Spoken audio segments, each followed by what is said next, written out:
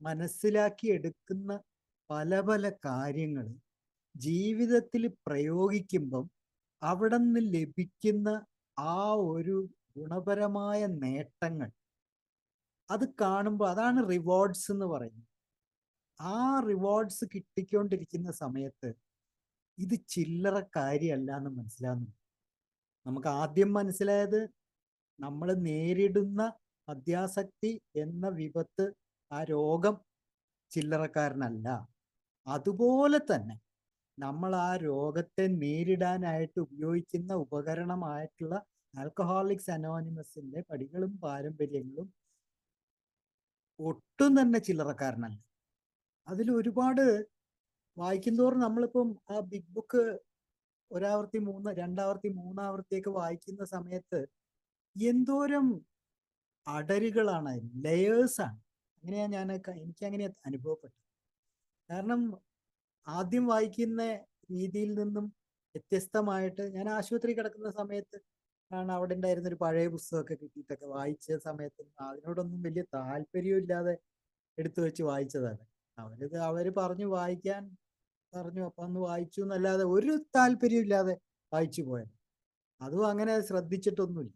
പക്ഷെ പിന്നീട് അങ്ങോട്ട് ഇതിൽ എവിടെ എടുത്ത് മറിച്ചു നോക്കിയിട്ട് ഏതൊരു വരി എടുത്ത് വായിച്ചു കഴിഞ്ഞാലും അതിലൊക്കെ എന്തെങ്കിലും എൻ്റെ റിക്കവറിക്ക് വേണ്ട കാര്യങ്ങൾ അവിടെ ഉണ്ടെന്ന്. അതാണ് ആ ബിഗ് ബുക്കിന്റെ ഒരു ബ്യൂട്ടി എന്ന് പറയുന്നത്. എങ്ങനെ ഒരു മനുഷ്യന് ഇങ്ങനെ എഴുതി ഉണ്ടാക്കാൻ പറ്റും എന്നുള്ളത് ആശ്ചര്യം ജനിപ്പിക്കുന്ന ഒരു കാര്യമാണ്. പലപ്പോഴും എനിക്ക് തോന്നിയിട്ടുണ്ട് ഒരു മദ്യാസക്തന് മാത്രം കഴിയുന്ന ഒരു കാര്യമാണ് ഇങ്ങനെ ഇത്രയും കൃത്യമായിട്ട് മദ്യാസക്തനെ മനസ്സിലാക്കാനും എവിടെയും ഒരു തെറ്റുമില്ലാതെ എല്ലാം ഗുണത്തിന് വേണ്ടി മാത്രം ആയിട്ട് എഴുതി വെച്ചിട്ടുള്ള പുസ്തകം. 1939 എഴുതിയ സാധനം 2025 നമ്മളത് നെഞ്ചോട് ചേർത്ത് വെച്ച് നടക്കാനുള്ള കാരണം എന്താന്ന് വെച്ചാല് അതിൽ മാറ്റങ്ങളുടെ ഒന്നും ആവശ്യം വരുന്നില്ല. നമ്മളെ വിഷയത്തിലേക്ക് പയ്യെ വന്നുകൊണ്ടിരിക്കുകയാണ്. അതൊരു വിമർശനമായിട്ട് വന്നിട്ടുണ്ട്. അതായത് ഇത്രയും വർഷം കഴിഞ്ഞിട്ടും അന്ന് പറഞ്ഞ കാര്യങ്ങൾ തന്നെയാണ് ഇന്നും പറയുന്നത് എന്നുള്ള രീതിയിലൊക്കെ നമുക്കല്ലേ, മനുഷ്യരല്ലേ, നമുക്ക് എന്തും പറയാലോ. അങ്ങനെയൊക്കെയുള്ള വിമർശനങ്ങളൊക്കെ ഈ ബിഗ് ബുക്കിന് നേരിടേണ്ടി വന്നിട്ടുണ്ട്. അപ്പൊ അപ്ഡേഷൻ ഇല്ല എന്നുള്ളത് അങ്ങനെയുണ്ടല്ലോ. ഏതൊരു കാര്യമാണെങ്കിലും അത് കാലത്തിനനുസരിച്ച് സഞ്ചരിക്കണമെങ്കിൽ അതാത് കാലങ്ങളിൽ അതിൽ മാറ്റങ്ങൾ വന്നുകൊണ്ടിരിക്കണം എന്നൊക്കെയുള്ള സങ്കല്പങ്ങൾ ഉണ്ട് ആൾക്കാർക്ക്. പക്ഷെ ഇതിനെ സംബന്ധിച്ച് ബിഗ് ബുക്കിനെ പറ്റി സംബന്ധിച്ച് നമ്മൾ പറയുകയാണെങ്കിൽ, അല്ലെങ്കിൽ 12 സ്റ്റെപ്സിനെ പറ്റി പറയുകയാണെങ്കിൽ ഇതിൽ അതിൻ്റെ ഒരു ആവശ്യം വരുന്നില്ല. കാര്യം അത്രമാത്രം ഒരു വാക്ക് പോലും എടുത്ത് മാറ്റാനുമില്ല, ഒരു വാക്ക് അതിൽ കൂട്ടിച്ചേർക്കാനുമില്ല. അപ്പം അത്രയും കൃത്യതയോട് കൂടി എഴുതപ്പെട്ട ഒരു പുസ്തകമാണ് നമ്മുടെ ആൽക്കഹോളിക്സ് അനോണിമസ് അല്ലെങ്കിൽ നമ്മുടെ ബിഗ് ബുക്ക്. അപ്പൊ അതിൽ നിന്ന് തന്നെ നമുക്ക് തുടങ്ങാം ഇന്നത്തെ വിഷയത്തിലേക്ക്. അപ്പൊ ഞാൻ അതിൽ നിന്ന് കണ്ടെടുത്ത കുറച്ച് കാര്യങ്ങൾ അത് വായിക്കാവേ. അതായത് ആദ്യത്തത് 2ാമത്തെ ചാപ്റ്ററിൽ നമ്മുടെ ഒരു പരിഹാരമുണ്ട്, ദർ ഇസ് എ സൊല്യൂഷൻ, ഒരു പരിഹാരമുണ്ട് എന്നുള്ള ചാപ്റ്ററിൽ ഉള്ളൊരു വരിയാണ്. കൊച്ചു കൊച്ചു വരികളാണ്, പക്ഷെ നമ്മൾ ഇന്നത്തെ വിഷയമായിട്ട് ബന്ധപ്പെടുത്തിക്കൊണ്ട ഇതിങ്ങനെയാണ് പോകുന്നത് ആ വരി. തർക്കത്തിനോ വാദത്തിനോ സ്ഥാനമില്ലാത്ത ഒരു പുസ്തകം എഴുതുന്ന പോലെ മറ്റൊന്നും ഞങ്ങളെ സന്തോഷിപ്പിക്കുന്നില്ല. അത് ആ തുടക്കത്തിൽ ബില്ല് എഴുതിയൊരു കാര്യം. അതായത് തർക്കത്തിനോ വാദത്തിനോ സ്ഥാനമില്ലാത്ത ഒരു പുസ്തകം എഴുതുന്ന പോലെ മറ്റൊന്നും ഞങ്ങളെ സന്തോഷിപ്പിക്കില്ല. അതായത് ഈ പുസ്തകം മൂലം ഒരു തർക്കമോ ഒരു വാദപ്രതിവാദമോ ഒരു ആർഗ്യുമെന്റോ ഒരു വിമർശനമോ ഒന്നും ഉണ്ടാവരുത് എന്നുള്ള ഒരു ശുഭാപ്തി വിശ്വാസത്തിലാണ് എഴുതിയിരിക്കുന്നതെന്നാണ് അദ്ദേഹം പറയുന്നത്. അത് അതിനൊരു പരിഹാരമുണ്ട്, ദർ ഇസ് എ സൊല്യൂഷൻ എന്നുള്ള ആ ചാപ്റ്ററിൽ തന്നെ ആപ്തവാക്യം പോലെ എഴുതിയൊരു കാര്യമാണ്. പൈപ്പില് വെള്ളം നിൽക്കണില്ല. വന്നയാള് അതിന്റെ കിറ്റ് മേടിച്ചു തന്നിട്ട് 200 രൂപ. ഒന്ന് ദയവായിട്ട് ഒന്ന് മ്യൂട്ട് ചെയ്യണേ. നമ്മള് വീട്ടിലെ വർത്താനൊക്കെ ഇവിടെ ഓക്കെ, താങ്ക് യു. അപ്പം അതാണ് പുള്ളിക്കാരൻ തയ്യാറല്ല ഈ തർക്കത്തിനോ വാദത്തിനോ ഒരു സ്ഥാനവും ഈ പുസ്തകം മൂലം ഉണ്ടാകാൻ പാടില്ല എന്നുള്ള ഒരു ഒരു സൂചന ഇവിടെ തരുന്നുണ്ട്. രണ്ടാമത്തെ ഒരു വാചകം എന്താന്ന് വെച്ചാല്, ഇത് നമ്മളെ 12 പടികളും 12 പാരമ്പര്യങ്ങളും എന്നുള്ള ആ പുസ്തകത്തിനകത്തുനിന്ന് 10ാമത്തെ പടിയുടെ ആ ചാപ്റ്ററിലാണ് ഇത് പറയുന്നത്. അതിങ്ങനെയാണ്: കോപത്തോടെയുള്ള വിമർശനങ്ങളും അധികാരപ്രേരിതമായ രോഷത്തോടെയുള്ള തർക്കങ്ങളും നാം ഒഴിവാക്കണം. അതൊരു ഒരു കരുതലാണ്. ഓക്കെ, ഓരോ മെമ്പറിനും ഉള്ളൊരു കരുതലാണ്. നമ്മൾ ഇതിൽ നിന്നൊക്കെ മാറി നടക്കണം എന്നുള്ളത് തന്നെയാണ്. നമ്മൾ പറയുന്നുണ്ട് തർക്ക വിഷയങ്ങളിലൊന്നും യാതൊരു താല്പര്യമില്ല എന്ന് നമ്മൾ പറയുന്നുണ്ട്. അതുപോലെ തന്നെ ഈ കോപത്തോടെയുള്ള വിമർശനങ്ങൾ എന്നാ പറയുന്നത്. വെറും വിമർശനത്തിനെ പറ്റി അല്ല പറയുന്നത്. അത് ഈ രോഷത്തോടു കൂടി എടുത്തു ചാടിയിട്ടൊക്കെയുള്ള വിമർശനങ്ങളൊക്കെ ഉണ്ടല്ലോ, നമ്മുടെയൊക്കെ ജീവിതത്തിൽ ഇപ്പോഴും നടന്നുകൊണ്ടിരിക്കുന്ന കാര്യങ്ങളാണ്. അതും കൂടെ ഒന്ന് പറയാം ഒരു തമാശയായിട്ട്. കാരണം എൻ്റെ ഭാര്യയോട് ഇന്നെന്താ വിഷയം എന്ന് ചോദിച്ച് വന്നപ്പം ഞാൻ ഇതാണെന്നൊക്കെ പറഞ്ഞപ്പോൾ പറ്റിയ വിഷയം തന്നെയാ കിട്ടിയിരിക്കുന്നത്. അവരുടെ കണ്ണിലൊക്കെ ഇപ്പോഴും കടുത്ത വിമർശനത്തിന്റെ ആളാ ഞാനിപ്പോ വീട്ടില് ആയാല് അങ്ങനത്തെ ഒന്നുമില്ല. ഒരു തർക്കത്തിനും നിൽക്കാറില്ല, ഒരു വിമർശനത്തിനും നിൽക്കാറില്ല. പക്ഷേ എഴുത്തിന്റെ സമയത്ത്, പുസ്തക നിരൂപണം അങ്ങനെയൊക്കെ ഓരോന്ന് ചെയ്യുന്ന സമയത്ത് കടുത്ത വിമർശനമൊക്കെ പറയാറുണ്ട്. അത് നിർത്തണം എന്ന് എനിക്ക് തോന്നിയിട്ടുമില്ല. കാരണം അത് ആവശ്യമായിട്ടുള്ളൊരു കാര്യമാണ്. അതുകൊണ്ട് വിമർശനം എന്ന് പറയുന്നത് ഒരു നെഗറ്റീവ് അല്ല എന്നാണ് ഞാൻ വിശ്വസിക്കുന്നത്. അത് പലപ്പോഴും നമുക്കത് അതിൻ്റെ ഒരു വലിയൊരു ശരിയായ വശങ്ങളുണ്ട് നല്ല വിമർശനത്തിന്. അതാണല്ലോ നമ്മൾ പറയുന്ന ആരോഗ്യകരമായ വിമർശനം എന്ന് എപ്പോഴും പറയാറുണ്ട്. നല്ലതിന് വേണ്ടിയിട്ടുള്ളതാണ്. പക്ഷെ പലപ്പോഴും ഈ വിമർശനം എന്ന് പറയുന്ന കാര്യം പലപ്പോഴും അതിനല്ല നടക്കുന്നെന്നുള്ള, ഒരാളെ താത്തിക്കെട്ടാനും അല്ലെങ്കിൽ വ്യക്തിവൈരാഗ്യം തീർക്കാനും ഒക്കെ ആയിട്ട് അത് മാറുന്നുണ്ട്. മനുഷ്യന്റെ ചാബല്യങ്ങളായിട്ട് കൂട്ടിയാൽ മതി. അത് നമ്മളും മനുഷ്യരാണ്, ഏലാണെന്നുള്ളത് ശരി തന്നെ, എന്നാലും മനുഷ്യർ തന്നെയാണല്ലോ. അപ്പൊ നമ്മുടെ ഉള്ളിലൊക്കെ അങ്ങനെയൊക്കെ ഇടയ്ക്കൊക്കെ വന്നെന്നൊക്കെ ഇരിക്കും. അത് വലിയൊരു തെറ്റായിട്ടൊന്നും കണക്കാക്കണ്ട. അതൊക്കെ മാറ്റിയെടുക്കാനാണ് നമ്മൾ ഇതിനകത്തോടെ സഞ്ചരിച്ചുകൊണ്ടിരിക്കുന്നത്. ഓക്കെ, അപ്പൊ അത് രണ്ടാമത്തത്. ഇനി മൂന്നാമത്തെ ഒരു സ്ഥലത്ത് പറയുന്നത്, അത് നമ്മൾ അധികം ചർച്ച ചെയ്യാത്തൊരു ചാപ്റ്ററാണ്. മറ്റുള്ളവരോടൊത്തുള്ള പ്രവർത്തനം. ബിഗ് ബുക്കിലെ 7ാമത്തെ അധ്യായം, മറ്റുള്ളവരോടൊത്തുള്ള പ്രവർത്തനം. അവിടെ പറയുന്നത് എന്താന്ന് വെച്ചാൽ, തർക്കങ്ങളും കുറ്റം കണ്ടെത്തലും മഹാമാരിയെപ്പോലെ ഒഴിവാക്കണം. മഹാമാരി ഒരു പ്ലേഗ് എന്നാണ് ഇംഗ്ലീഷ് വേർഷനിൽ. അതുപോലെ നമ്മൾ ഒഴിവാക്കേണ്ട സാധനങ്ങളാണ് ഈ തർക്കങ്ങളും കുറ്റം കണ്ടെത്തലും. കാരണം ബിഗ് ബുക്ക് എഴുതുന്ന സമയത്ത് being an alcoholic, bill W chronic alcoholic ആയതുകൊണ്ട് അയാൾക്ക് നല്ലവണ്ണം അറിയാം ഒരു ആൽക്കഹോളിക്കിന്റെ മനോസഞ്ചാരങ്ങളെ കുറിച്ച് നല്ല ബോധ്യമുണ്ട്. അതുകൊണ്ട് തന്നെയാണ് പുള്ളി ഇത്രയും കൃത്യമായിട്ട് എഴുതിയതും കുറച്ച് കനത്തിലാണ് ഈ വാക്ക് വരുന്നത്. തർക്കങ്ങളും കുറ്റം കണ്ടെത്തലും മഹാമാരിയെ പോലെ ഒഴിവാക്കണം. ഇതൊക്കെ നമ്മുടെ സേഫ്റ്റി മെഷേഴ്സാണ്. നമ്മളെ അപകടത്തിലൊന്നും ചെന്ന് ചാടാതെ, നമ്മളെ മനോനില മോശമാവാതെ സൂക്ഷിക്കാൻ വേണ്ടി, നമ്മളെ ഈ മാനസിക സംഘർഷങ്ങളിൽ നിന്നും വിട്ടു നിൽക്കാനും വേണ്ടിയിട്ട് ഒക്കെയാണ്. അതിനൊന്നും പറ്റിയവരല്ല നമ്മൾ എന്നുള്ളതാണ് വാസ്തവം. നമുക്കത് അഫോർഡബിൾ അല്ല എന്ന് പലരും പറയാറ്. ഈ വക ഇങ്ങനെ അനാവശ്യമായിട്ടുള്ള സംഘർഷങ്ങളൊന്നും കൊണ്ടു നടക്കാനും കയറി നടക്കാനും മാത്രമുള്ള കെൽപ്പ് കുറഞ്ഞ ഒരു വകുപ്പാണ് നമ്മളൊക്കെ. പിന്നെ പറയുന്നത് ഒരെണ്ണം കൂടെ പറഞ്ഞിട്ട്, അത് പിന്നീടുള്ള കുടുംബത്തിലാണ്. അതൊരു എനിക്ക് ഇഷ്ടപ്പെട്ട ഒരു ചാപ്റ്ററാണത്. നമ്മൾ അധ്യായങ്ങളിൽ വെച്ചിട്ട് ഞാൻ എപ്പോഴും വായിക്കാറുള്ളൊരു സ്ഥലമാണ്. അവിടെ പറയുന്നത്, ചൂടേറിയ തർക്കങ്ങളോ സ്വയം സഹതാപമോ സ്വയം ന്യായീകരണമോ നീരസത്തോടെയുള്ള വിമർശനമോ ഇല്ലാതെ ഈ കുടുംബ സംഭാഷണങ്ങൾ തുടരാൻ കഴിയുമെങ്കിൽ അവ സൃഷ്ടിപരമായിരിക്കും. എന്ത് ബ്യൂട്ടിഫുൾ ആയിട്ടാണ് അത് ഫ്രെയിം ചെയ്തതെന്നുള്ളത്. ചൂടേറിയ തർക്കങ്ങളോ, അതായത് നമ്മളെ ആർഗ്യുമെന്റ്സ് ഉണ്ടാവുമല്ലോ, ഇങ്ങനെ ഹീറ്റഡ് ആർഗ്യുമെന്റ്സ് നമ്മൾ പറയും. ഇത് പിന്നീടുള്ള കുടുംബമായതുകൊണ്ട്, അവിടെ നിന്ന് എടുത്തതായതുകൊണ്ട് നമ്മളെ കുടുംബത്തിലേക്ക് ആപ്ലിക്കബിൾ ആണിത്, ഈ ഒരു വരികൾ. അപ്പൊ അങ്ങനെ ഒരു മനസ്സ് വെച്ചിട്ട് ഇത് കേട്ട് കഴിഞ്ഞാൽ കുറച്ചുകൂടെ അർത്ഥവത്താവും എന്നാണ് ഞാൻ വിശ്വസിക്കുന്നത്. ചൂടേറിയ തർക്കങ്ങൾ നമ്മുടെയൊക്കെ കുടുംബങ്ങളിൽ എപ്പോഴും നടന്നുകൊണ്ടിരിക്കുന്ന ഈ തർക്കം എപ്പോഴും ഉണ്ടാവാറുള്ളൊരു കാര്യം. പിന്നെ ഈ സ്വയം സഹതാപം, സെൽഫ് പിറ്റി എന്ന് നമ്മൾ പറയുന്നത്, അവനവനോട് തന്നെ നമുക്ക് ഒരു വല്ലാത്തൊരു സഹതാപമൊക്കെ തോന്നിക്കുന്ന അത് നമ്മൾക്കൊരു വിഷയമായിട്ട് നമ്മൾ മുമ്പ് അവതരിപ്പിച്ചതാണ്. പിന്നെ അടുത്തതാണ് ഏറ്റവും പ്രധാനപ്പെട്ടത്, സ്വയം ന്യായീകരണം. അത് ഞാൻ എപ്പോഴും മനസ്സിൽ വിചാരിക്കാറുണ്ട്, നല്ലൊരു ന്യായീകരണ തൊഴിലാളിയാണ് ഞാൻ.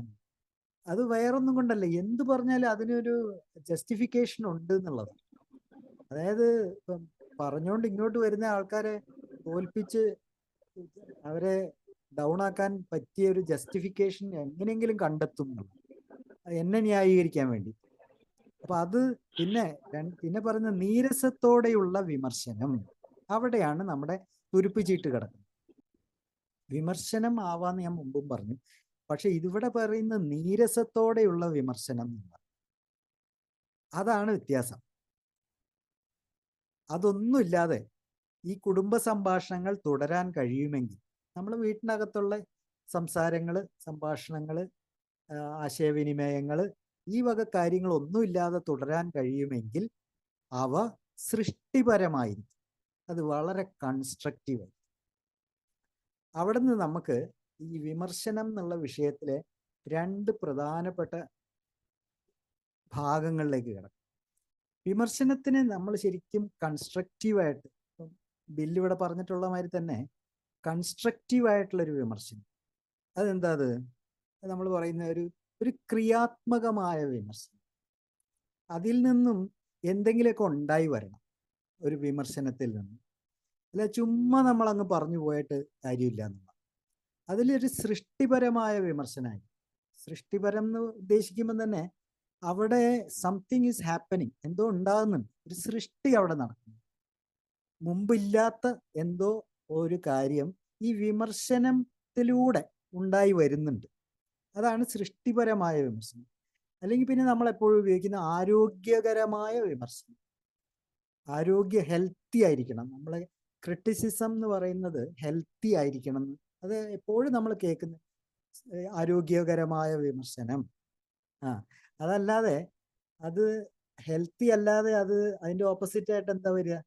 ഹെൽത്ത് എന്ന് പറയുന്ന പോലെ തന്നെ ഡിസീസ് നമുക്ക് അങ്ങനെ പറയാം. അതിന് ഒരു രോഗാതുരമായ വിമർശനത്തിലേക്ക് പോകാതെ ആരോഗ്യപരമായ വിമർശനത്തിൽ നമ്മൾ നിലനിൽക്കണം എന്നുള്ളതാണ്.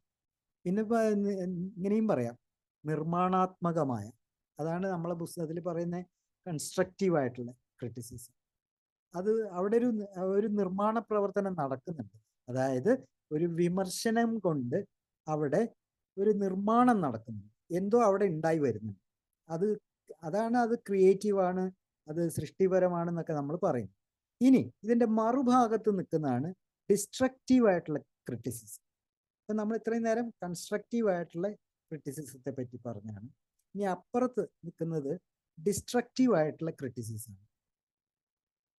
അതായത് വിനാശകരമായ വിമർശനം.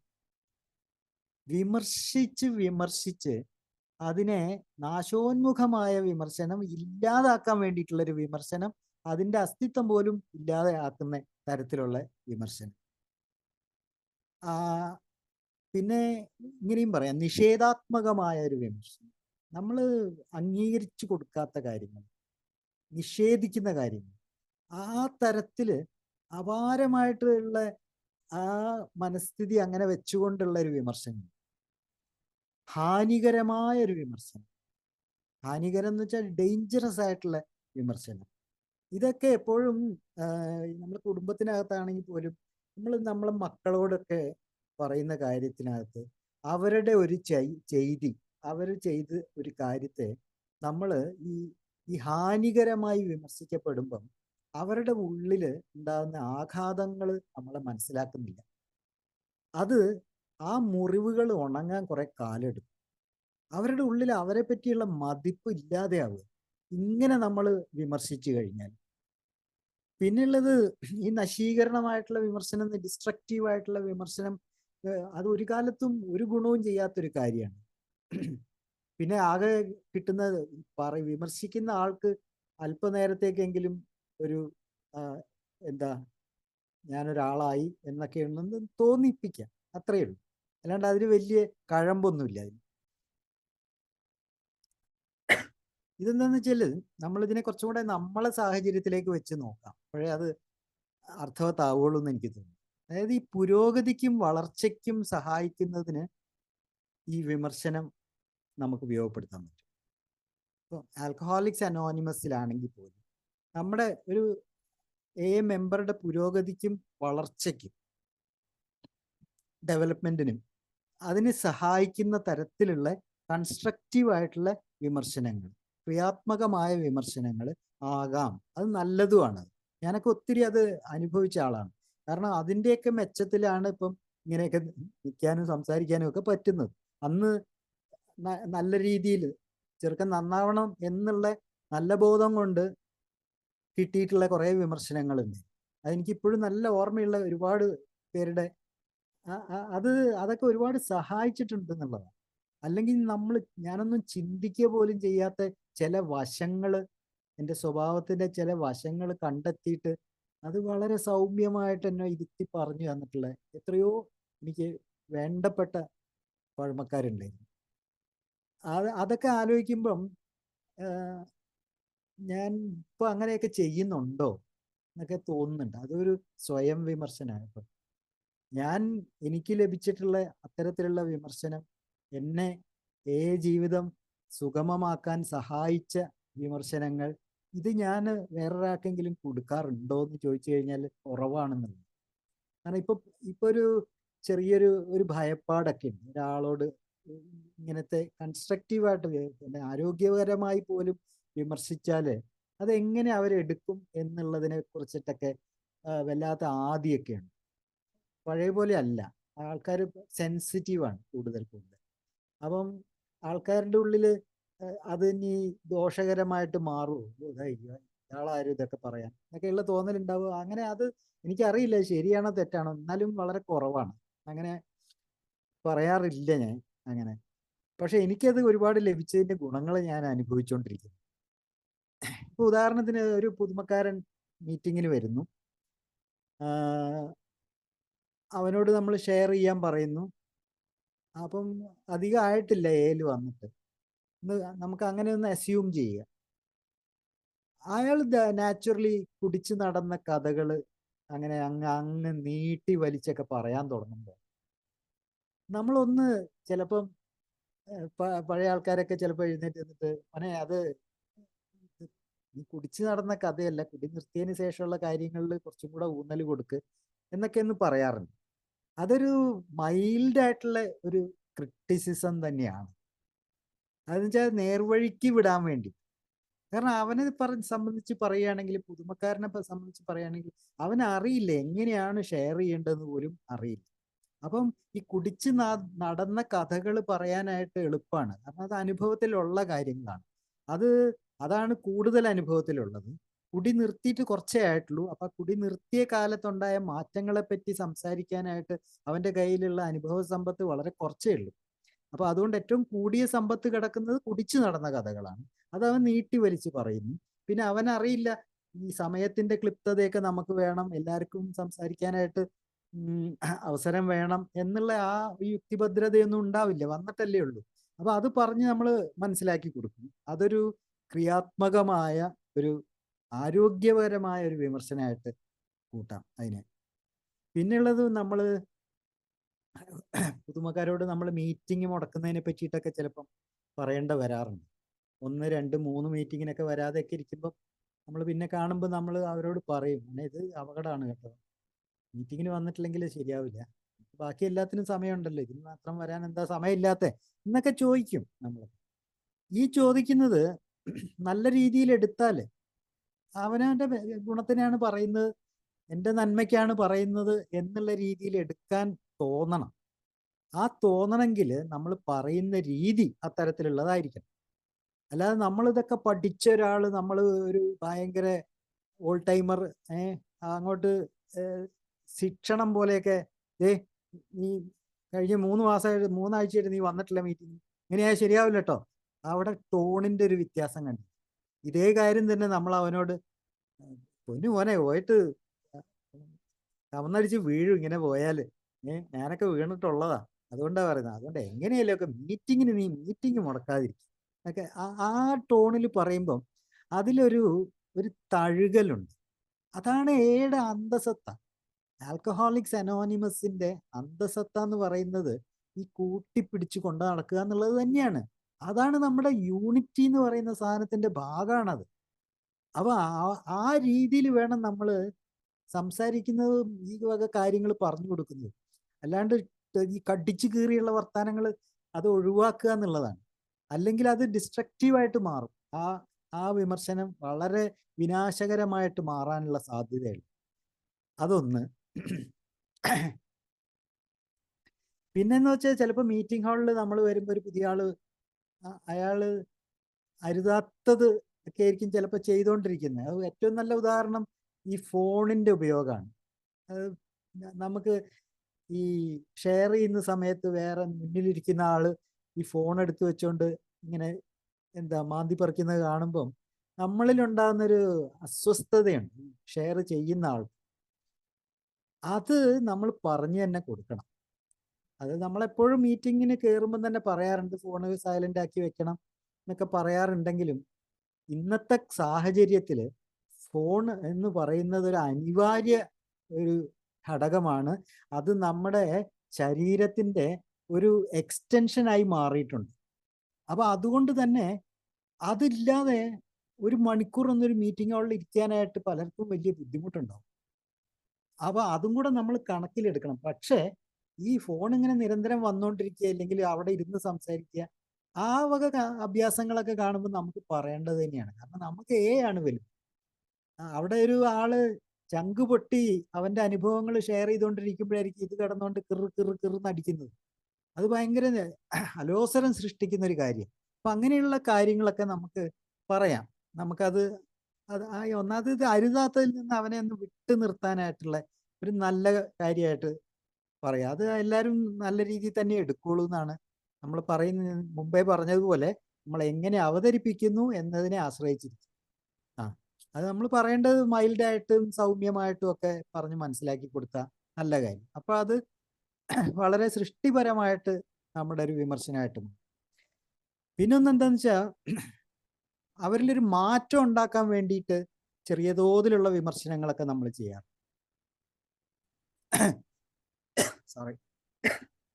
അതിലൊരു പ്രധാനപ്പെട്ടത് എന്താന്ന് വെച്ച് കഴിഞ്ഞാൽ ഈ നമ്മൾ പ്രാർത്ഥന ചൊല്ലുന്ന സമയം,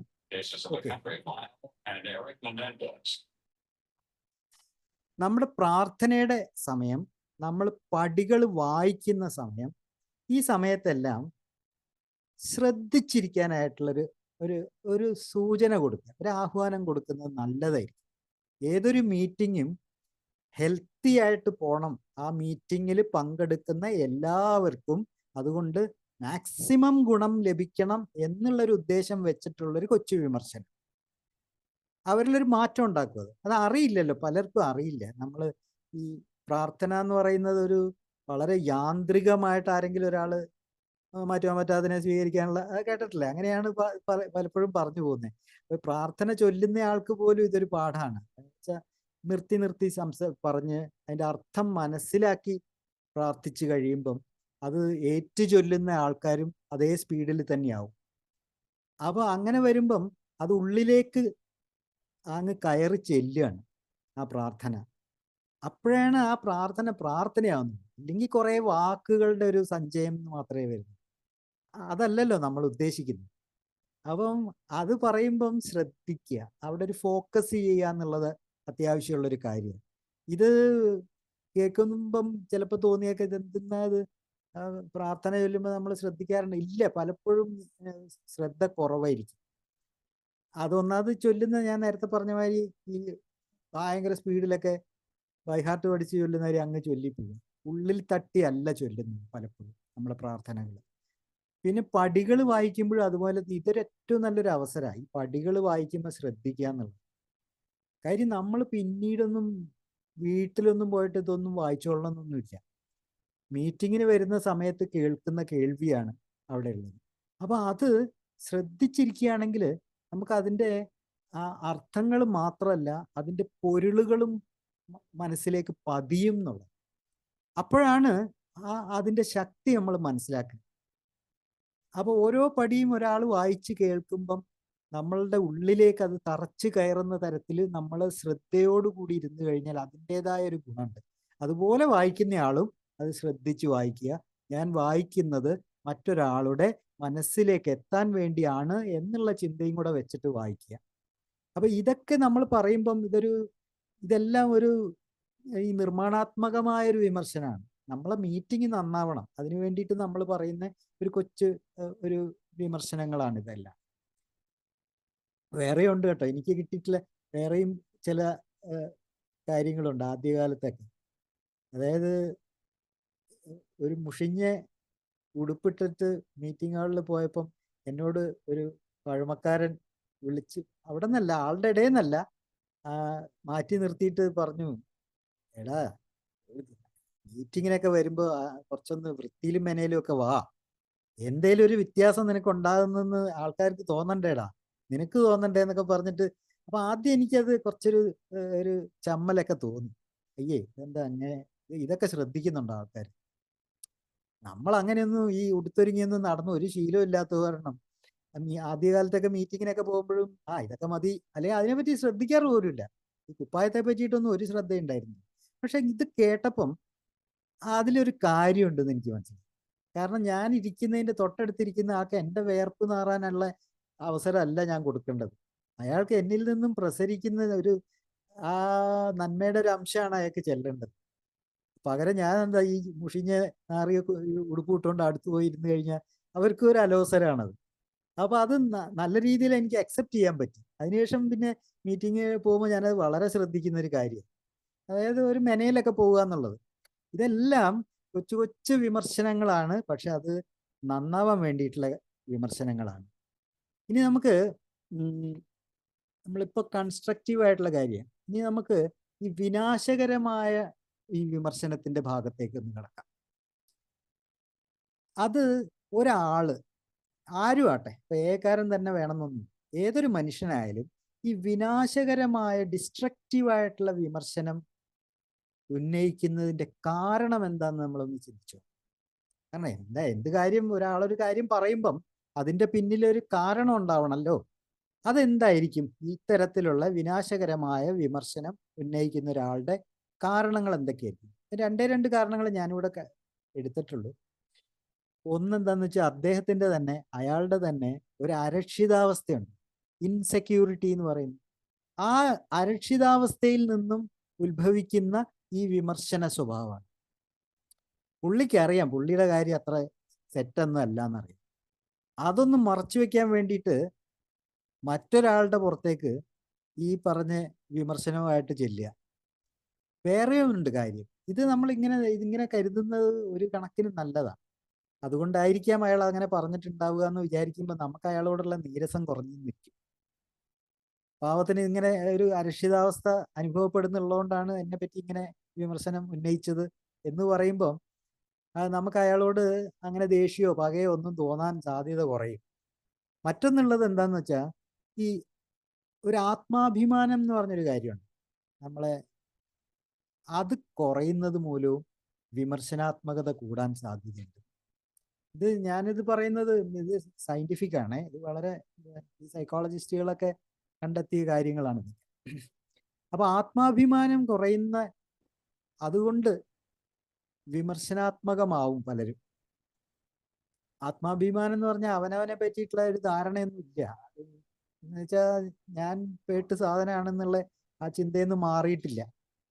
അപ്പൊ അങ്ങനെ വരുന്ന സമയത്ത് ബാക്കിയുള്ളവരും അങ്ങനെ തന്നെ ആവണം, അല്ലെങ്കിൽ അതിനേക്കാളും മോശമാവണം എന്നുള്ളൊരു ചിന്താഗതി അവൻ പോലും അറിയാതെ അവന്റെ മനസ്സിൽ ഉടലെടുക്കാൻ തുടങ്ങും. അതിൽ നിന്നും വരുന്ന ഒരു ചിന്താ പദ്ധതിയാണ് ഈ വിമർശനാത്മകം അല്ലെങ്കിൽ വിനാശകരമായിട്ടുള്ള വിമർശനം എന്ന് പറയുന്നത്. അതിലൂടെ എന്താ വെച്ചാൽ വേറൊരാള് മറ്റൊരാളുടെ ഈ അപാകതകൾ ഉയർത്തിക്കാട്ടുകയാണ്. ഓക്കെ, അതിനിങ്ങനെ അടിവരയിട്ടിട്ട് ഇങ്ങനെ കാണിക്കുക വിമർശിച്ചുകൊണ്ട്. ആ ആ ഉയർത്തിക്കാട്ടൽ, മറ്റൊരാളുടെ അപാകതകൾ ഉയർത്തിക്കാട്ടുന്നതിലൂടെ അവനവന്റെ ശ്രേഷ്ഠത ഉയർത്തിക്കാട്ടാനുള്ള ഒരു ശ്രമവും അതിലുണ്ട്. ഞാനെന്തോ കേമൻ എന്നൊക്കെയുള്ള രീതിയിൽ ഞാനൊരു കേമനാവണമെങ്കിൽ മറ്റവൻ മോശക്കാരനാവണം. അതാണ് അതിൻ്റെ ഇക്വേഷൻ അതാണ്. അല്ലാതെ ഞാൻ കേമനാവുന്നില്ല, ഞാൻ ശ്രേഷ്ഠനാവുന്നില്ല. മറ്റേയാളെ ഇടിച്ച് താത്തി താഴെ ഇട്ട് കഴിഞ്ഞാൽ മാത്രമേ ഞാനൊന്ന് ഉയർന്നു നിൽക്കൂ. അപ്പോൾ ഇതൊരു താൽക്കാലിക, ഇതൊരു ടെമ്പററി ആയിട്ടുള്ളൊരു കാര്യമാണ്. നമ്മളെ അഹംഭാവം, നമ്മളെ ഈഗോ എന്നൊക്കെ എപ്പോഴും പറയാറില്ല.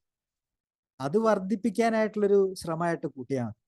അത് എപ്പോഴും അത് തോന്നുക കടുത്ത അപകർഷതാബോധം ഉള്ളവർക്കാണ് ഇതുണ്ടാവുക. ഭയങ്കര ഇൻഫീരിയർ കോംപ്ലക്സ് ഉള്ളവരായിരിക്കും പലപ്പോഴും കടുത്ത വിമർശകരായിട്ട് മാറും. അപ്പൊ അങ്ങനെ നമ്മൾ അങ്ങനെ അറിഞ്ഞു കഴിഞ്ഞാൽ, ഇതുപോലെയുള്ള ക്ലാസ്സുകളിൽ നിന്നൊക്കെ നമ്മൾ അങ്ങനെ ഒരു അറിവ് കിട്ടിക്കഴിഞ്ഞാൽ, അതായത് അവൻ ഈ പറയുന്നത് ഇതുകൊണ്ടൊക്കെയാണല്ലോ, അതുകൊണ്ട് അങ്ങ് ക്ഷമിച്ചുകളാം.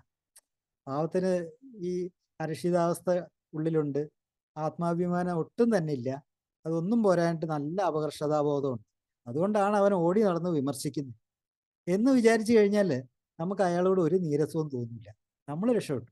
കാരണം നീരസം എന്ന് പറഞ്ഞ സാധനം കൊണ്ടു നടക്കാനായിട്ട് നമുക്ക് പറ്റാത്തതാണെന്ന് ബിഗ് ബുക്കിൽ എപ്പോഴും പറയുന്ന ഒരു കാര്യമാണ്. ഏറ്റവും ഡേഞ്ചറസ് ആയിട്ടുള്ളൊരു കാര്യമാണ് റിസെൻമെന്റ് എന്ന് പറയുന്ന ഈ കാര്യം. അപ്പോൾ അതിൽ നിന്ന് നമുക്ക് രക്ഷ നേടാനും ആവും, അതേസമയത്ത് അയാളെ മനസ്സിലാക്കി പ്രവർത്തിക്കാനും നമുക്ക് സാധിക്കുന്നുള്ളൂ.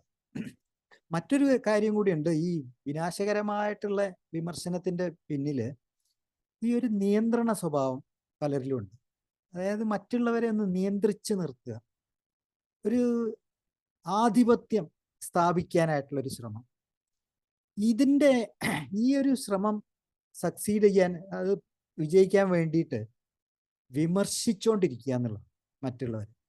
മറ്റുള്ളവരെ ചില്ലറയൊന്നുമല്ല, അമിതമായിട്ട് അങ്ങ് വിമർശിച്ചേക്ക്. അത് പലപ്പോഴും ഇങ്ങനെയുള്ള ആൾക്കാരും വിമർശനം, അവരെ പറ്റിയുള്ള വിമർശനം സ്വീകരിക്കാനായിട്ട് കഴിവില്ലാത്തവരായിരിക്കും. ഉറപ്പുള്ള കാര്യം അത്. അവര് വിമർശിക്കുന്നതിൻ്റെ ഒരു 10% തിരിച്ച് അങ്ങോട്ടൊന്ന് വിമർശിച്ചു നോക്കിയേ, പൊട്ടിത്തെറിക്കുന്നത് കാണാം. അപ്പൊ വിമർശനം സ്വയം സ്വീകരിക്കാൻ കഴിയാത്തവരാണ് ഈ വക മറ്റുള്ളവരെ നിയന്ത്രിക്കാനും ആധിപത്യം സ്ഥാപിക്കാനും അമിതമായിട്ട് വിമർശിക്കാനും ശ്രമിക്കുന്നത്.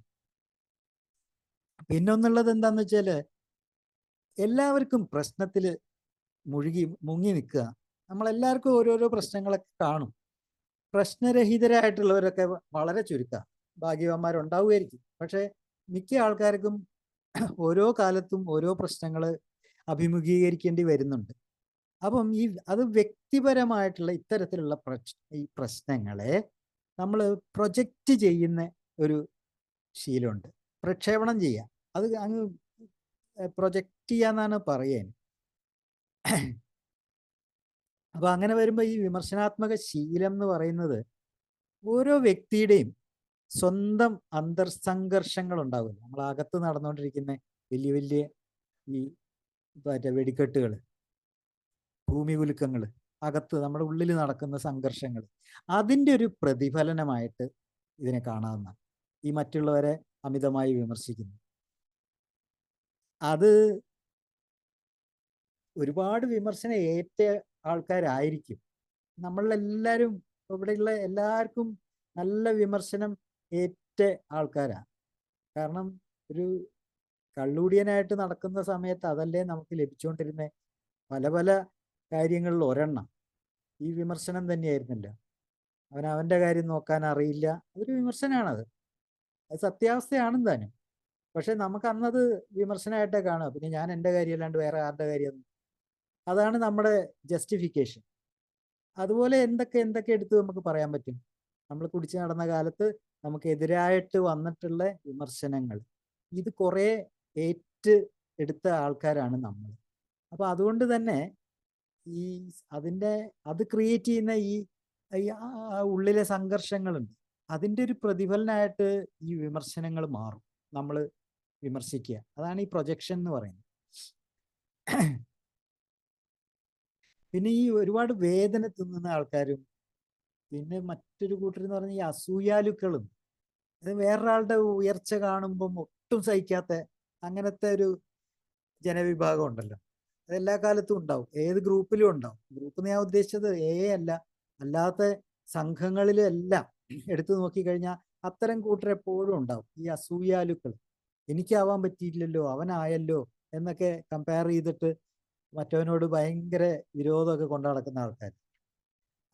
അങ്ങനെ ഈ അംഗീകരിക്കപ്പെടാത്തവര്, ഇവരും കടുത്ത വിമർശകരാകാനുള്ള സാധ്യത വളരെയേറെ.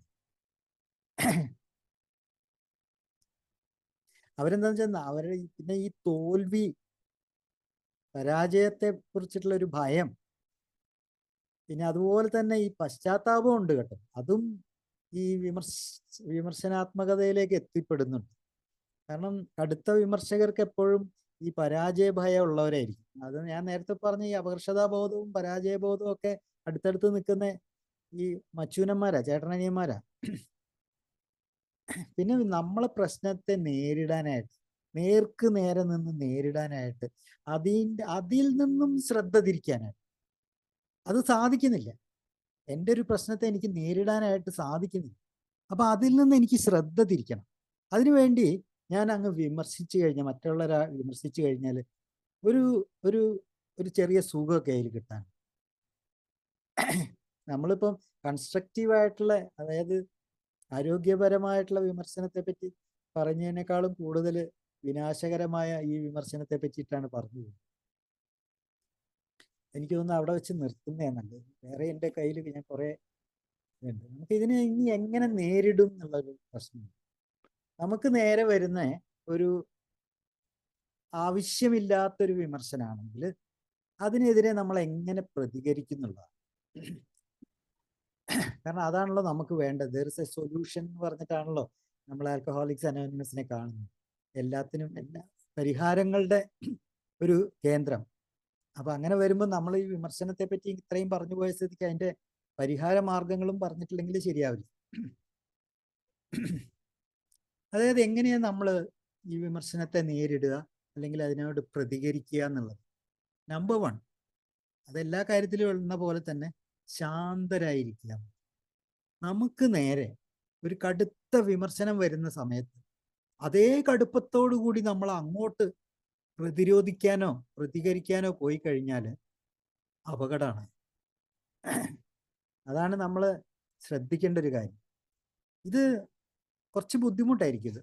കാരണം ഇല്ലാ കഥകളൊക്കെ ആയിരിക്കും നമ്മളെ പറ്റി പറഞ്ഞുണ്ടാക്കി. അപ്പൊ ഇതെല്ലാം ഇങ്ങനെ പറഞ്ഞുകൊണ്ടിരിക്കുന്ന സമയത്ത് ശാന്തമായിരിക്കുക എന്ന് ഞാനിങ്ങനെ പറയുമ്പോൾ അത് കുറച്ച് ബുദ്ധിമുട്ടാണെന്ന് എനിക്ക് തന്നെ അറിയാം. അങ്ങനെയൊന്നും ശാന്തമായിരിക്കാൻ പറ്റില്ല. പക്ഷേ ശ്രമിക്കാവുന്നതാണ്. അതൊന്ന് ശ്രമിച്ചു നോക്കാവുന്ന ഒരു കാര്യമാണ്. കാരണം എന്നെ അത് ഏശുന്നില്ല, ഞാൻ ചെയ്യാത്ത കാര്യമാണ്, അല്ലേ? ആ വിമർശനം എന്നെ ഏശുന്നില്ല. കാരണം ഞാൻ എന്തെങ്കിലും ഒരു കുറ്റം ഉണ്ടെങ്കിലല്ലേ എനിക്കത് ബാധകമാകുന്നുള്ളൂ. ഈ പ്രശ്നത്തിൽ ഞാൻ കുറ്റക്കാരനല്ല. അപ്പൊ എനിക്ക് നേരെ വരുന്ന വിമർശനം അത് തട്ടിത്തെറിച്ച് പോകത്തേ ഉള്ളൂ. അപ്പൊ അതിനോട് ഞാൻ ശാന്തമായി തന്നെ ഇരിക്കണം. പ്രതിരോധം ഒഴിവാക്കുക എന്നുള്ളതാണ്.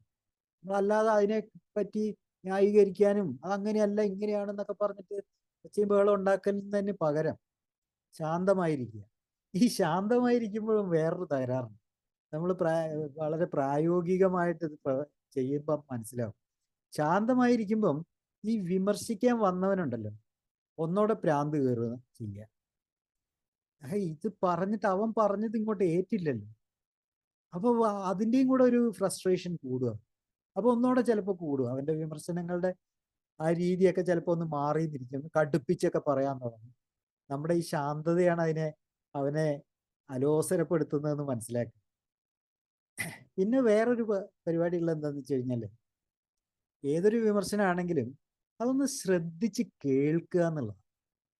ഇതും പറയുമ്പം എളുപ്പമാണ്, പക്ഷെ പ്രാവർത്തികമാക്കാൻ കുറച്ച് ബുദ്ധിമുട്ടാന്ന് തോന്നുന്നേ. അത് ഒരാൾ നമ്മളെ പറ്റിയിട്ട് ഇന്നെ പോലെ നീ അത് ശരിയായില്ല, ഇത് ശരിയായില്ല, അങ്ങനെയല്ല ഇങ്ങനെയല്ല എന്നൊക്കെ പറഞ്ഞു വരുന്ന സമയത്ത് അത് ശ്രദ്ധിച്ച് കേൾക്കുക.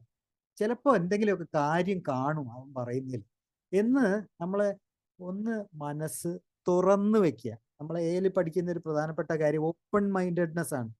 അപ്പോൾ മനസ്സൊന്ന് തുറന്നു വെച്ചേക്കുക. ചിലപ്പം അവൻ പറയുന്നതിൽ വല്ല കാര്യങ്ങളും കാണും. ഒരു 100% ഒന്നും ഇല്ലെങ്കിലും ഒരു 10% അവൻ പറയുന്നതിൽ ഒരു കാര്യം ഉണ്ടാവും.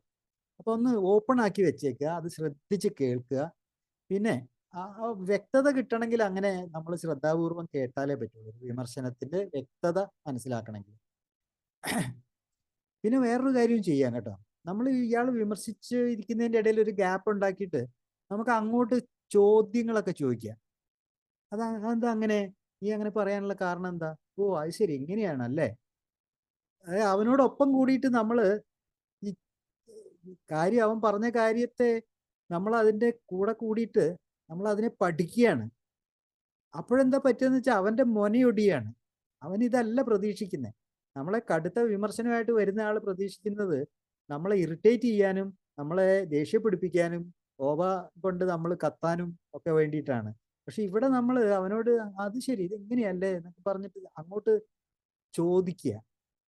നമുക്കറിയാത്ത കാര്യങ്ങൾ ചോദിച്ച് മനസ്സിലാക്കുക. ഇങ്ങനെ പറയുമ്പോൾ ഓ ഞാൻ അങ്ങനെ ചെയ്തിട്ടുണ്ടെങ്കിൽ അത് ബുദ്ധിമുട്ടായി അല്ലേ, അങ്ങനെയൊക്കെയുള്ള രീതിയിൽ നിന്നേക്കുക. ഇതൊരു നയമാണ് എന്ന് വെച്ചാൽ നമുക്ക് ഈ രോഷമോ അല്ലെങ്കിൽ ഈ പറഞ്ഞ ഫ്രസ്ട്രേഷനോ ഇതൊന്നും കൊണ്ട നടക്കാനായിട്ട് പ്രാപ്തിയില്ല എന്ന് ഞാൻ നേരത്തെ പറഞ്ഞു. ഇതൊരു ബാഗേജ് ആയിട്ട് മാറും. ഇത് നമ്മുടെ ഒരു ഭാണ്ഡക്കെട്ടായിട്ട് മാറും. കാരണം അവൻ ഇത് പറഞ്ഞ് അവനത് പോയി, അവനത് വിട്ടു. നമ്മൾ വിടത്തില്ല.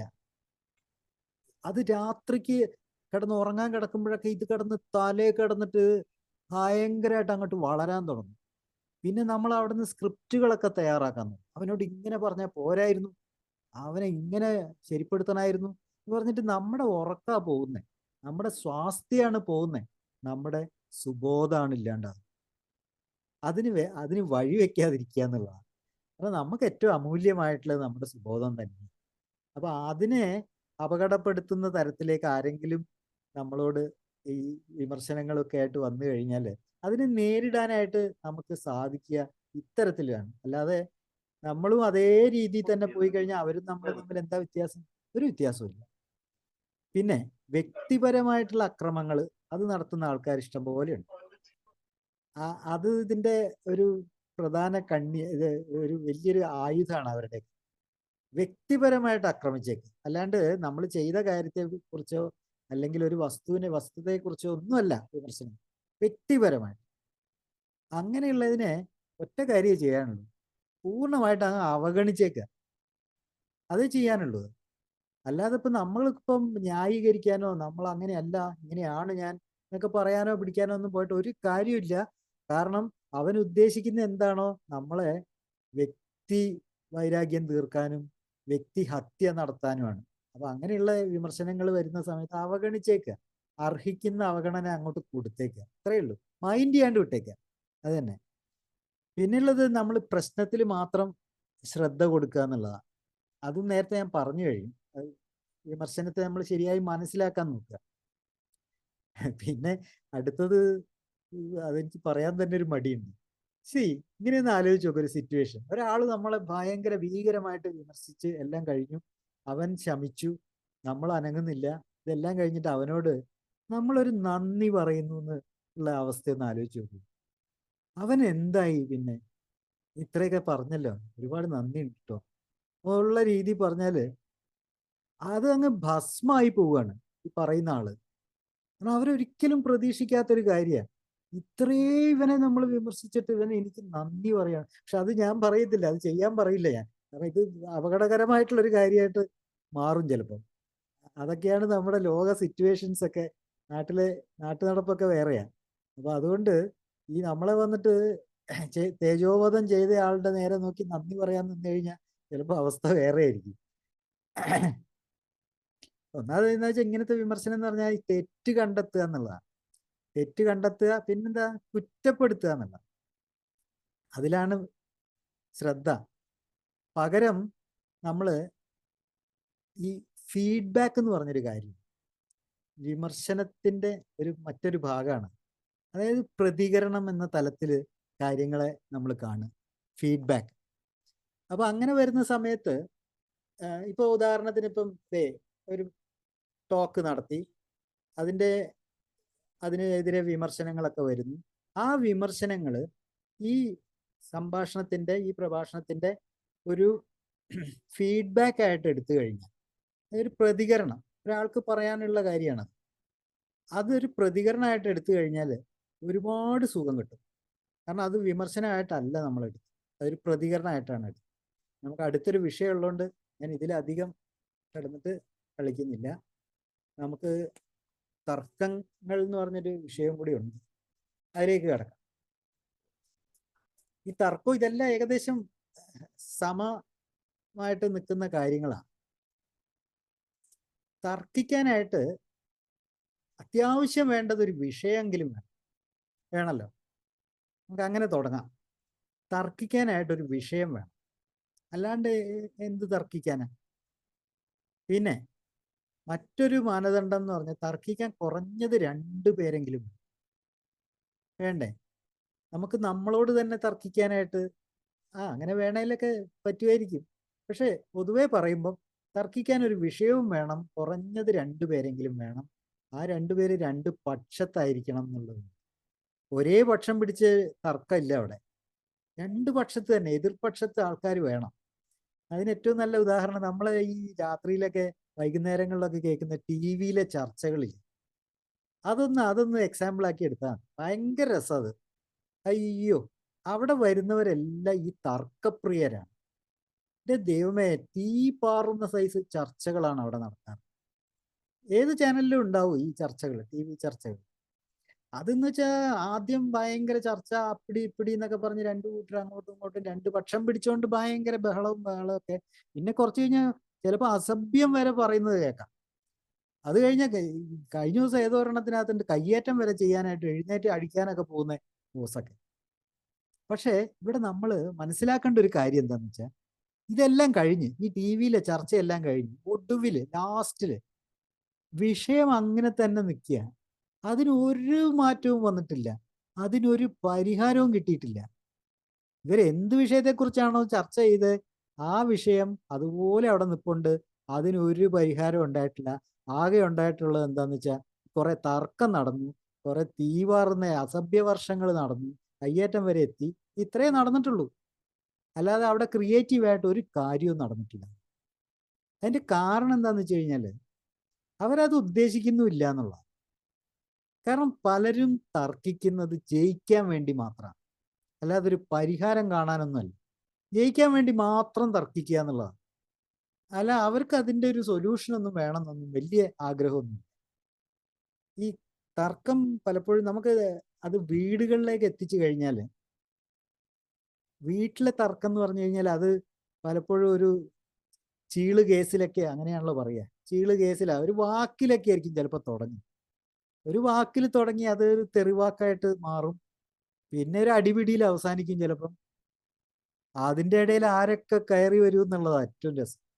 ഒരു കെട്ടിയവനും കെട്ടിയോളും തർക്കിക്കുന്നതിൻ്റെ ഇടയിൽ ആരൊക്കെയാ കയറി വരിക എന്നുള്ളതാണ്.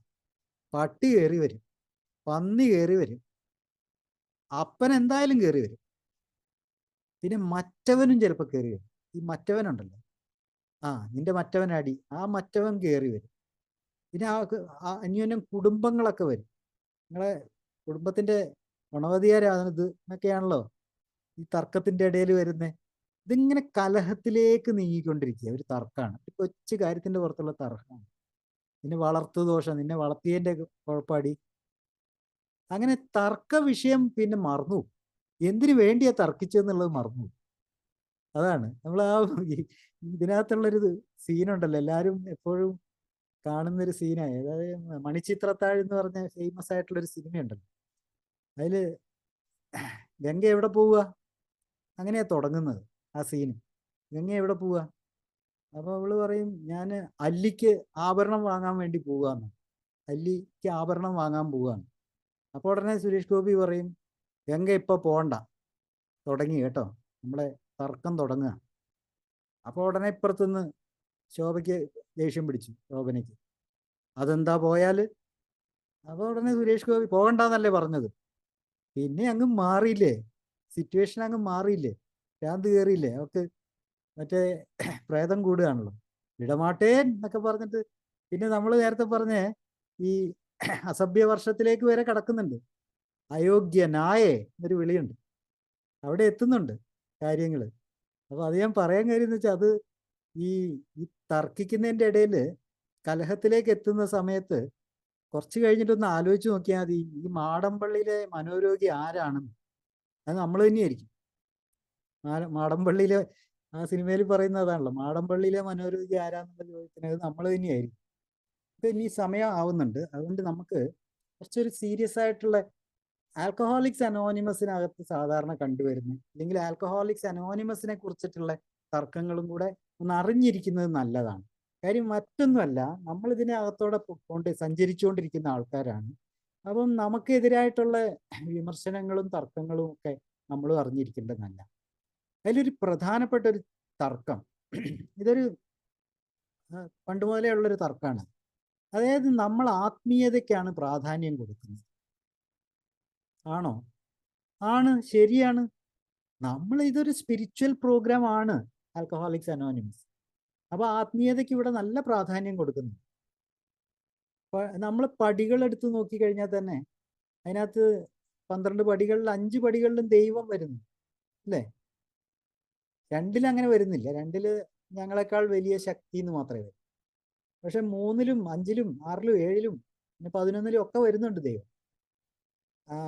അതൊരു ആത്മീയമായിട്ടുള്ളൊരു പരിപാടി തന്നെയാണ്.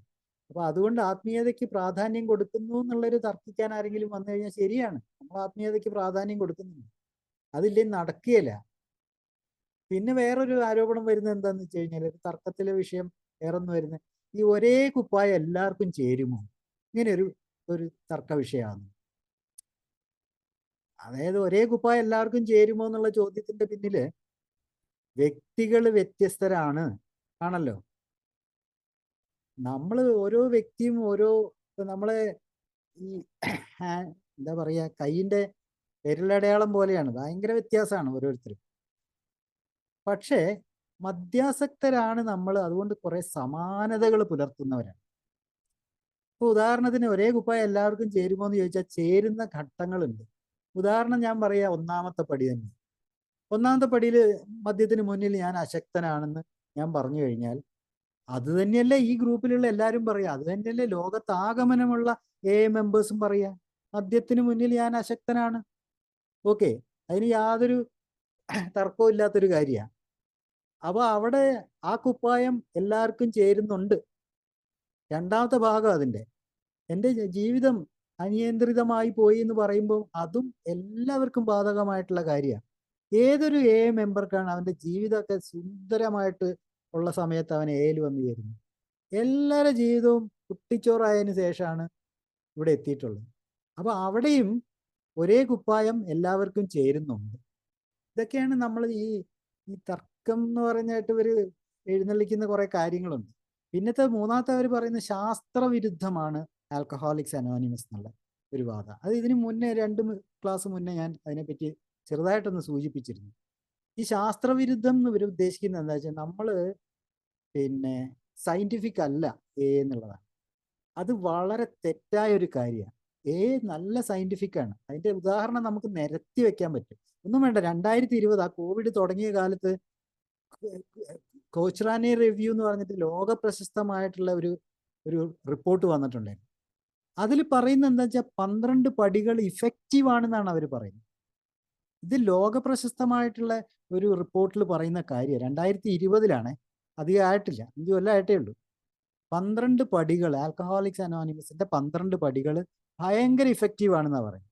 ഇനി പുറകോട്ട് പോയി കഴിഞ്ഞാൽ വേൾഡ് ഹെൽത്ത് ഓർഗനൈസേഷൻ അതും പറയുന്നുണ്ട്, നമ്മളതിന്റെ ഡിസീസ് ആസ്പെക്റ്റിനെ പറ്റിയിട്ട് അത്ര ഇമ്പോർട്ടൻസ് കൊടുക്കുന്നില്ല, സ്പിരിച്വൽ ആസ്പെക്റ്റിനെ പറ്റിയിട്ടാണ് കൊടുക്കുന്നത് എന്നൊക്കെ പറയുന്നുണ്ട്. നമ്മൾ ഡിസീസ് ആസ്പെക്റ്റിനെ പറ്റി വളരെയധികം ബോധവാന്മാരാണ്. നമ്മൾ കാരണം ഇത് ഡിസീസാന്ന് ലോകാരോഗ്യ സംഘടന 56-ൽ പറഞ്ഞിട്ടുണ്ട്, ആൽക്കഹോളിസം ഡിസീസാണെന്ന്. പിന്നെ national institute of alcohol abuse and alcoholism, NIAAA എന്ന് പറഞ്ഞൊരു ഫേമസ് ആയിട്ടുള്ളൊരു ലോകത്ത് തന്നെ പ്രശസ്തമായ ഒരു സംഘടന, അവർ പറഞ്ഞിട്ടുണ്ട് ഇത് ഡിസീസാണ്. 1991 അമേരിക്കൻ മെഡിക്കൽ അസോസിയേഷൻ, നമുക്ക് ഇവിടുത്തെ IMA പോലത്തെ പ്രാധാന്യമുള്ള ഒരു സാധനം AMA ആണ്. അവർ പറഞ്ഞെന്താ വെച്ചാൽ ഈ ഡ്യുവൽ ക്ലാസിഫിക്കേഷനെ പറ്റി പറയുന്നു, ഇരട്ട വർഗീകരണം. അവർ ഒരേ സമയത്ത് ഇതിനെ സൈക്കാട്രിക് ഡിസീസായിട്ടും മെഡിക്കൽ ഡിസീസായിട്ടും കണക്കാക്കുന്നുണ്ട്. ആലോചിച്ച് നോക്കിയാൽ നമ്മളും ഇത് തന്നെയല്ലേ പറയുന്നത്. നമ്മൾ പറയുന്നത് എന്താ, alcoholism is A mental obsession, ഒരു മാനസികമായ ഒരു ഭ്രമാത്മകതയാണത്. അതുപോലെ തന്നെ മെഡിക്കൽ സെക്ഷനിൽ നമ്മൾ അതൊരു ഫിസിക്കൽ അലർജിയാണെന്നല്ലേ നമ്മൾ പറയുന്നത്.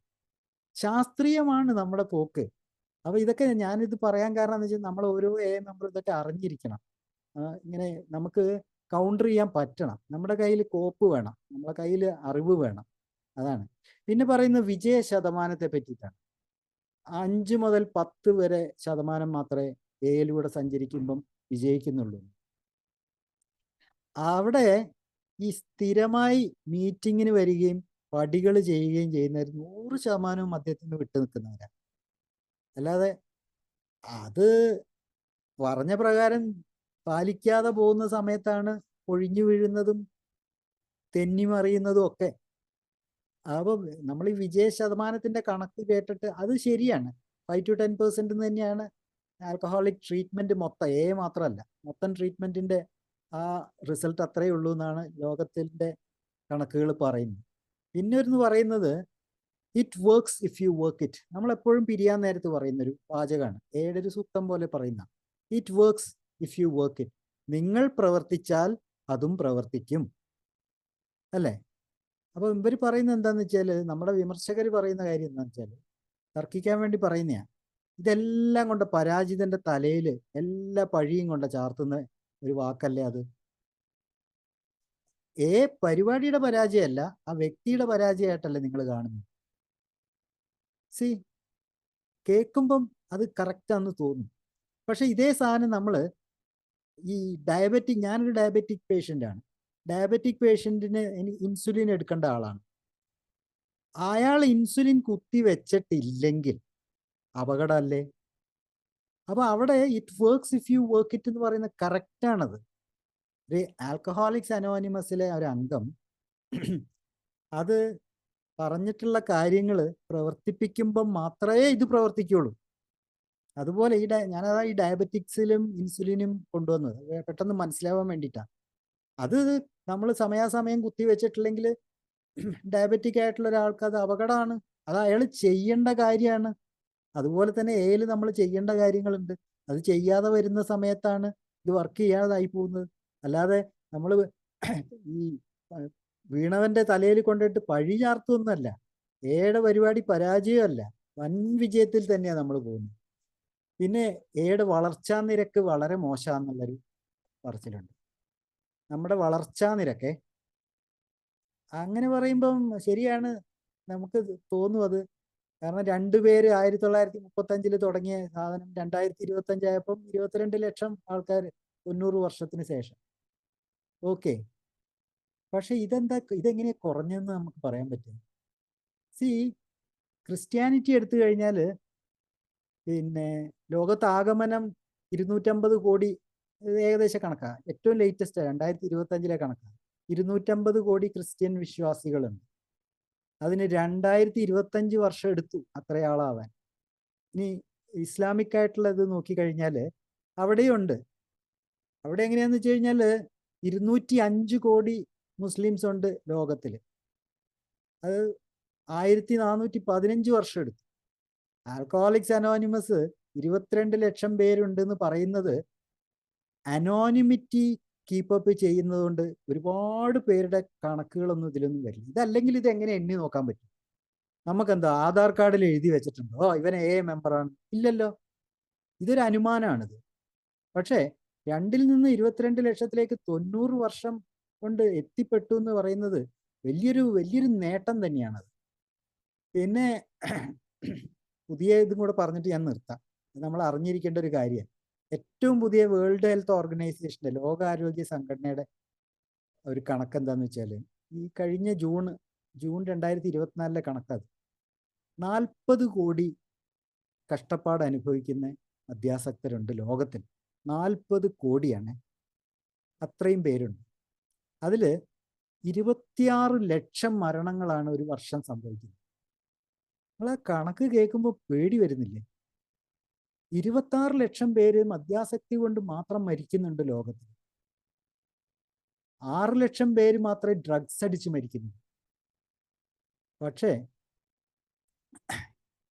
ആൽക്കഹോളിക്സ് അനോണിമസിൽ 0.55% പിന്നെ മദ്യാസക്ത രോഗികളെ എത്തിപ്പെട്ടിട്ടുള്ളൂ. 1% പോലും, അതായത് ഈ 40 കോടിയുടെ 1% പോലും ആൽക്കഹോളിക്സ് അനോണിമസിൽ എത്തിപ്പെട്ടിട്ടില്ല. അവിടെയാണ് എൻ്റെയും നിങ്ങളുടെയും എല്ലാം ഉത്തരവാദിത്തം, നമ്മളെപ്പോഴും വായിക്കുന്ന ആ ഉത്തരവാദിത്തം പ്രവർത്തിക്കേണ്ടത്. ഒത്തിരി പേര് സ്റ്റിൽ സഫറിങ് എന്നല്ല നമ്മൾ പറയുന്നത്, സ്റ്റിൽ സഫറിങ് ആയിട്ടുള്ള ഒത്തിരി പേര് പുറത്ത് നിൽക്കുന്നു. നമ്മുടെ ജോലി എന്ന് പറയുന്നത് ചില്ലറയൊന്നും അല്ല. അപ്പം നമ്മൾ ആ ജോലി ചെയ്യാൻ പ്രാപ്തരാവണമെങ്കിൽ നമുക്ക് കാര്യങ്ങൾ അറിഞ്ഞിരിക്കണം. നമ്മുടെ സുബോധത്തെ നമ്മൾ ഉള്ളം കയ്യിൽ കൊണ്ടു നടക്കണം. അപ്പം എങ്കിൽ മാത്രമേ നമുക്ക് ഒരു കൈ നീട്ടി ഒരാളെ ഇങ്ങോട്ടേക്ക് കൊണ്ടുവരാൻ പറ്റുള്ളൂ. നമ്മൾ ആദ്യം സ്റ്റഡി ആയിരിക്കണം. അങ്ങനെ സ്റ്റഡി ആയിരിക്കുന്നതിന് വേണ്ടിയിട്ടുള്ള നമ്മൾ ഈ മീറ്റിങ്ങുകളും ഈ പറഞ്ഞ ബിഗ് ബുക്ക് സ്റ്റഡികളും പിന്നെ ഇങ്ങനത്തെ വിഷയാധിഷ്ഠിത കാര്യങ്ങളും എല്ലാം നമ്മൾ ചെയ്തുകൊണ്ടിരിക്കുന്നത് നമ്മളെ അറിവിനെ ഒന്ന് കുറച്ചും കൂടെ നന്നാക്കുക എന്നുള്ളതാണ്. നമ്മൾ അതെപ്പോഴും നോളജ് എന്ന് പറയുന്ന ഒരു സാധനം എപ്പോഴും ഗുണം ചെയ്യുന്നൊരു കാര്യമാണ്, അതൊരിക്കലും ദോഷം ചെയ്യുന്ന കാര്യമില്ല. അപ്പം വിമർശിക്കുന്നവർ വിമർശിച്ചോട്ടെ, അതൊന്നും നമ്മൾ കണക്കിലെടുക്കണ്ട. നമ്മൾ ചെയ്തുകൊണ്ടിരിക്കുന്ന പ്രവൃത്തി എന്ന് പറഞ്ഞാൽ വളരെ ഉദാത്തമായൊരു പ്രവൃത്തിയാണ്, സാധാരണക്കാർക്കൊന്നും പറ്റാത്തൊരു കാര്യമാണ്. അവിടെ നമ്മൾ യുണീക്കാണ്.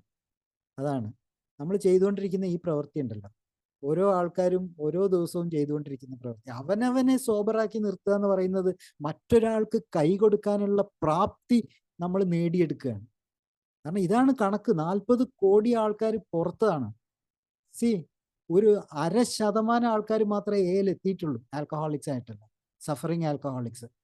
അപ്പം നോക്കി നമ്മുടെയൊക്കെ ദൗത്യം, നമ്മുടെയൊക്കെ ഈ ഉത്തരവാദിത്തം എത്രമാത്രം കഠിനമാണെന്ന്. അത് നമ്മൾ ചെയ്യേണ്ട കാര്യം തന്നെയാണ്. അതായത് നമ്മൾ അതിനെ ഈസി മട്ടിൽ എടുക്കാൻ പറ്റില്ല.